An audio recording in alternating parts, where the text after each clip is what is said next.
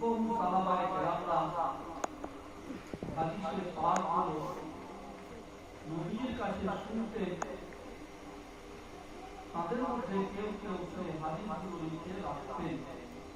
একটু জেদ নয়, তবে যেগুলোকে হয়তো প্রয়োজন বেশি মনে করতেন, কিংবা স্মৃতিশক্তি হয়তো যাদের তুলনামূলক কম ছিল, তারা সেই সব হাদিসগুলো লিখে রাখতেন।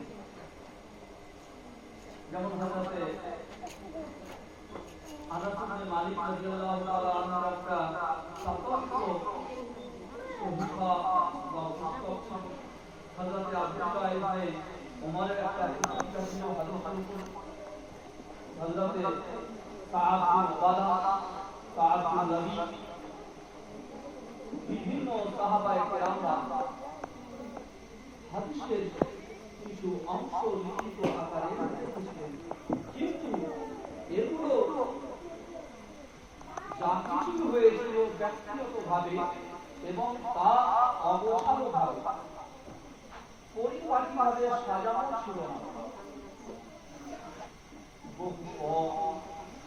অর্থাৎ নবীজি ইন্তেকালের প্রায় ৮০-৯০ বছর পর বিখ্যাত আমাদের খলিফা হযরতে ওমর বিন আব্দুল আজিজ আলাইহি রাহমাতুল্লাহ আপন যুগে ইসলামী রাজত্বে রীতিমতো খেলাফতি আদেশ জারি করে হাদিস সংকলন করতে শুরু করার আদেশে তাদের মধ্যে বিশেষ করে মদিনার কাজী হযরত আবু বকর বিন আমর বিন হাজম রাহমাতুল্লাহ তাআলা আলাইহি, হযরত আবু বকর বিন মুহাম্মদ বিন শিহাব যুহরি রাহমাতুল্লাহ তাআলা আলাইহি উল্লেখযোগ্য।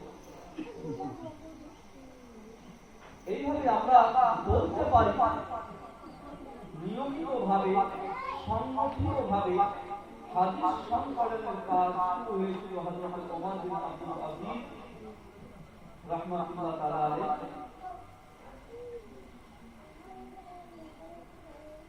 এই একটা